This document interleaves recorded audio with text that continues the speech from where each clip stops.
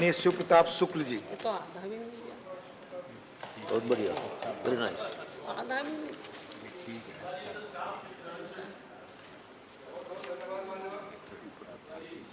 आपने मुझे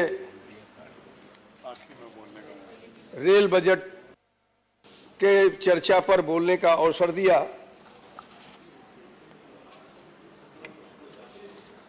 मान्यवर, जैसे इस समय भारत की रेल भी चमक रही है।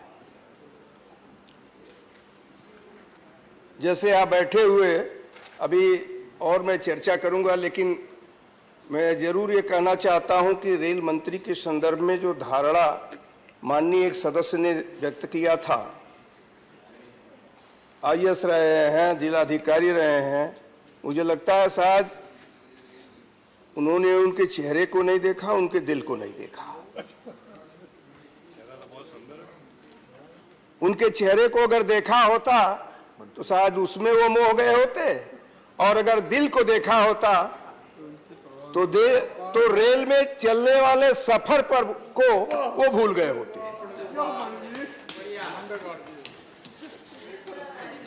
श्रीमान,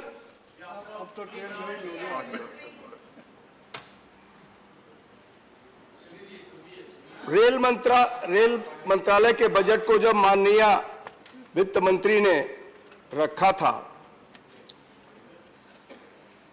तो 1,40,367 करोड़ रुपए का बजट रेल के लिए प्रावधानित किया था। पहले रेल का अलग से बजट हुआ करता था, लेकिन पूरे वित्त के बजट में ही रेल के बजट को भी सम्मिलित किया गया। इस नाते सम्मिलित किया गया कि दो फंक्शन हो जाया करते थे, और दो फंक्शन इस नाते लोगों ने रखने का काम किया कि उसका दोनों फंक्शनों में आनंद उठाया जाए। तो काम कम आनंद अधिक, हमारी सरकार ने काम को प्राथमिकता देखते हुए, जैसे एक बात कही सबका साथ सबका विकास, तो सबको साथ करते हुए रेलवे के विकास की गति को तेज कर दिया। श्रीमान,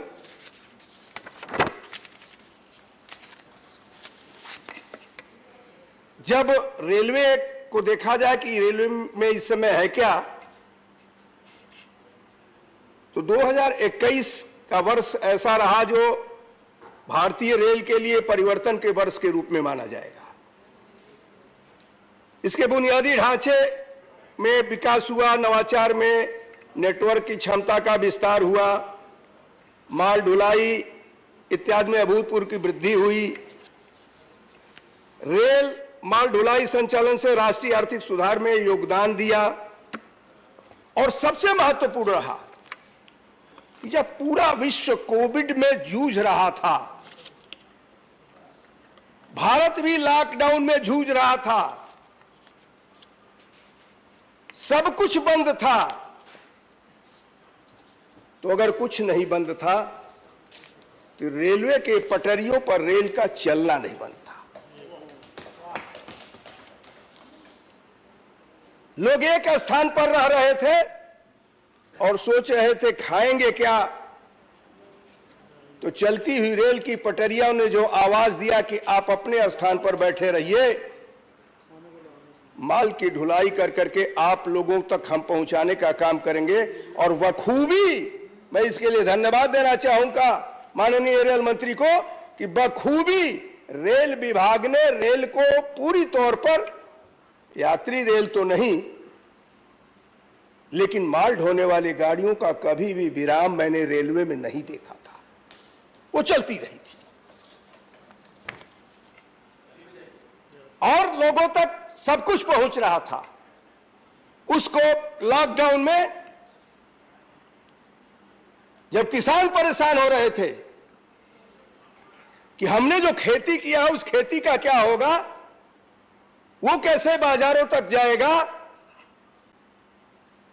तो मैं माननीय प्रधानमंत्री जी को धन्यवाद देना चाहूंगा, माननीय रेल मंत्री जी को धन्यवाद देना चाहूंगा कि पहली बार किसान रेल चला कर करके एक जगह से बंगलोर के सामान को ला करके दिल्ली की बाजारों में बांटने का काम किया, वहां के किसानों को समृद्ध बनाने का काम किया। यह रेल का एक नया और अद्भुत स्वरूप था। जो उस समय लॉकडाउन में लोग जूझ रहे थे, तब भी रेल ने किया। रेल चलती रही, गति चलती रही, उसकी गति कभी थमी नहीं।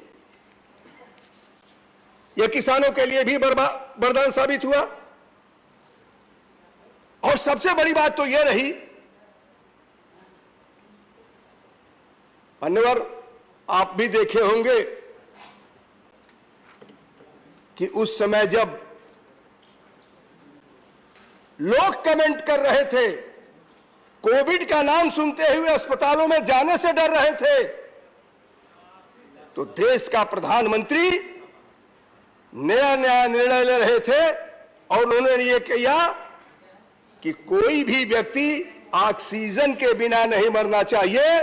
तो उन्होंने पूरे का पूरा रैक लगवा दिया और लिक्विड ऑक्सीजन को जो है एक स्थान से लेकर के दूसरे स्थान तक पहुंचा करके लोगों को जीवन का बचाने का काम किया। यह अभी रेलवे को पूरी तौर पर है। मैं इसके लिए साधुवाद देना चाहूंगा रेल विभाग के, रेल के मंत्री जी को, रेल के अधिकारियों को, चाहे छोटे हो चाहे बड़े हो। उन्होंने अपने अधिकार को अधिकार नहीं माना, कर्तव्य मान करके कार्य करते रहे। इस प्रकार से रेलवे ने कार्य करके दिखाया है। श्रीमान,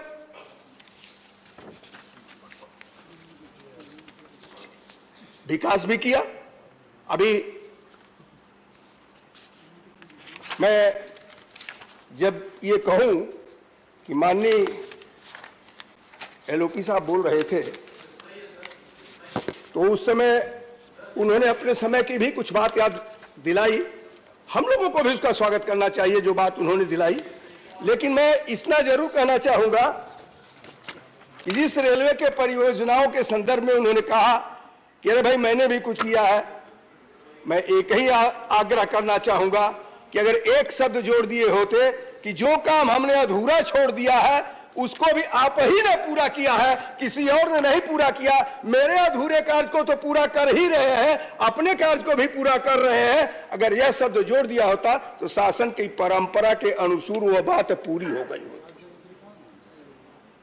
मैं कहना चाहता हूं कि रेल की अटकी हुई परियोजनाओं को पूरा करने के लिए माननीय रेल मंत्री जी ने अपने वक्तव्य में कहा था कि 1,37,000 करोड़ रुपए जो है हम खर्च करके रेल की अटकी हुई परियोजनाएं पूरी करेंगे। कौन सी परियोजनाएं थी, कब की थी? अगर उस समय पूरी हो गई होती तो आज इनको पूरी करने की जरूरत न होती, कुछ कह ही नहीं पाते। लेकिन आपकी छोड़ी हुई परियोजनाओं को भी अगर पूरा करने का कोई काम कर रहा है तो इसके लिए साधुवाद के पात्र रेल मंत्री है, भारत के प्रधानमंत्री है, भारत की सरकार है। इस बात को कहीं ना कहीं पक्ष और विपक्ष के नाते नहीं, विकास के नाते आप सभी लोगों को भी इस बात को कहना चाहिए। लेकिन नहीं कहेंगे, इस नाते नहीं कहेंगे कि विषय तो आलोचना का है, समालोचना का नहीं है। अगर समालोचना करेंगे तो सब बातें कहने पड़ेंगी। मानवर, मैं नहीं कर रहे हैं, घबराइए मत, उस दिन का विषय नहीं है। श्रीमान,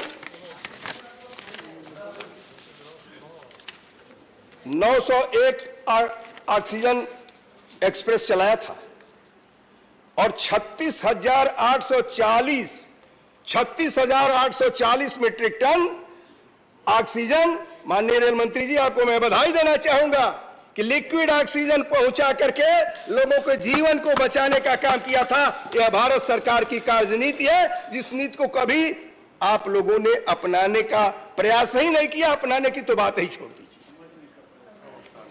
मान्यवर, इतना ही नहीं, 4,621 श्रमिक ट्रेन है। श्रमिक ट्रेन नाम दिया था। श्रमिक ट्रेन इस नाते कहा गया कि माननीय संजय सिंह जी यहां नहीं है, वो बहुत चर्चा करके गए हैं, लेकिन दिल्ली में मजदूरों तक की चिंता करने की स्थिति में नहीं थे।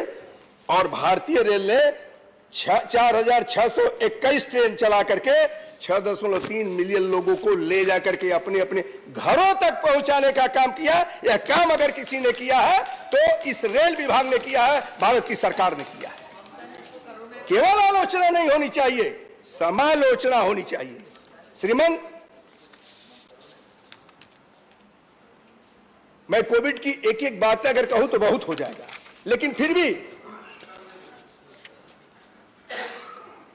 विश्वडम यात्रियों को बेहतर सुविधा देने के लिए एक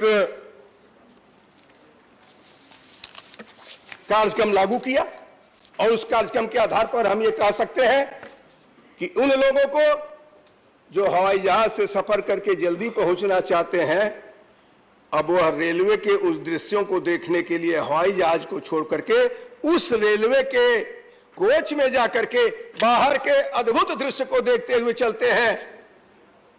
और ये सच है कि लोग जो कहते हैं ना, शीशा होता है। रेल मंत्री जी का, वित्त मंत्री जी का जो बजट होता है वह एक शीशे की तरह से है, पूरी तौर पर दिख रहा है, लेकिन जिसको अगर नहीं दिखता है तो मैं समझता हूं कि वह एसी कोच जो रेल का होता है ना, उसमें अंदर दुनिया भर की बातें होती है, सारी व्यवस्थाएं होती है, लेकिन जब बाहर से वो देखते हैं तो बाहर से देखने के बाद उनको दिखाई नहीं देता है, तो केवल आलोचना करते हैं। जब अंदर आने को उनको आमंत्रित किया जाता है तो अंदर नहीं आते, इस नाते नहीं आते कि नहीं मुझे आलोचना कर दी। हम देखें तभी हम कह रहे हैं, हम तभी कह रहे हैं। अरे आपस में प्लीज। मान्यवर, रेलवे ने नई लाइनों के निर्माण, दोहरीकरण का भी काम किया। 66% से अधिक में इसमें वृद्धि हुई है। 2009 से 14 में जहां 1520 किलोमीटर था, बढ़ा करके माननीय रेल मंत्री जी ने 2014 से 21 के बीच में 2533 किलोमीटर करने का काम किया है। 2533 किलोमीटर करने का काम किया है। आत्मनिर्भर भारत के उद्देश्यों को प्राप्त करने के लिए अगर मैं ये कहूं तो रेलवे अद्भुत कार्य किया है। रेलवे उसमें अत्यधिक वृद्धि करने का काम किया है। श्रीमान, हाई यहां चर्चा चल रही थी कि बुलेट ट्रेन की क्या जरूरत है, बनाने की क्या जरूरत है, लेकिन अगर भारत को आधुनिकता की तरफ ले जानी है तो 4 लेन और 6 लेन की सड़कें जब बनी, आज लोगों का डीजल भी बचा, पेट्रोल भी बचा और समय भी बचा। इस नाते कि 4 लेन और 6 लेन की जो है सड़क बन गई, तो चमचमाती हुई सड़क पर जब वो चल रहे हैं तो बहुत जल्दी घर जब पहुंच जाते हैं कहते हैं हाँ इतना समय तो बच गया। वही काम है बुलेट ट्रेन, वही काम है बुलेट ट्रेन। जब अहमदाबाद से मुंबई तक की जाएगी तो जो 3 घंटे का सफर हो जाएगा, 2.5 घंटे का सफर हो जाएगा, तो उसमें कितनी बचत होगी, इस पर विचार नहीं करते हैं। विचार ये करते हैं कि इतने लाख करोड़ रुपए खर्च हो रहे हैं, इससे गरीबी कहां तक, झुग्गी झोपड़ियों को इसी दिल्ली के शहर में भी मकान तक न देने वाले लोग अगर आकर के संसद में इस बात की आलोचना करते हैं तो मैं उसको कहना चाहूंगा कि पहले झुग्गी झोपड़ी में रहने वाले लोगों के लिए मकान दे, उसके बाद बुलेट ट्रेन पर चर्चा करने की बात यहां करें। मान्यवर, मैं अब आप कह रहे हैं तो निश्चित रूप से मुझे भी मालूम है कि माननीय रेल मंत्री जी अपना बयान देंगे, लेकिन मैं एक बात अभी तो कोई इनके लिए बोल रहा था, अब कुछ अपने लिए भी बोल लूं। बोल दो। मान्यवर, मैं गोरखपुर से आता हूं, मान्यवर आता हूं। मैं सहजनवा से दोहरी घाट तक की एक लाइन है, प्लीज। मैं माननीय रेल मंत्री जी से इस बात का आग्रह करूंगा कि स्वीकृत भी हो चुकी है, शायद कुछ बजट का भी एलोकेशन हुआ है कि नहीं हुआ भाई नहीं बता पाएंगे, लेकिन बजट का एलोकेशन कर दीजिए, शायद बहुत बड़ा काम हो जाएगा। और वो कर देंगे तो गोरखपुर से वाराणसी की दूरी बहुत कम हो जाएगी। मान्यवर, दिल्ली में तो हम लोग एस्केलेटर पर कई प्लेटफार्मों से चले जाते हैं, लेकिन मेरा एक और आग्रह होगा कि एक ही है गोरखपुर में, जबकि एशिया का बहुत सबसे बड़ा प्लेटफार्म अगर कहीं है तो वो गोरखपुर का है। नहीं, अब मुगल सराय नहीं रह गया, पहले था, अब गोरखपुर का हो गया है। तो गोरखपुर का है।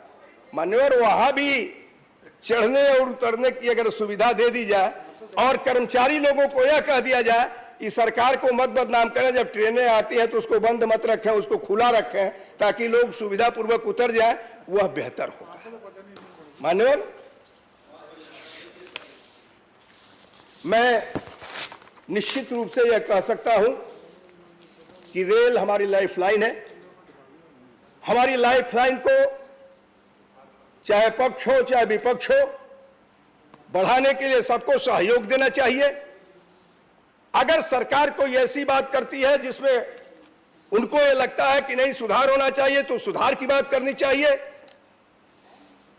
लेकिन यहां पर रेल को छोड़ करके आप आईएएस रहे हैं, आप आईपीएस रहे हैं, या उसको छोड़ करके जो सरकार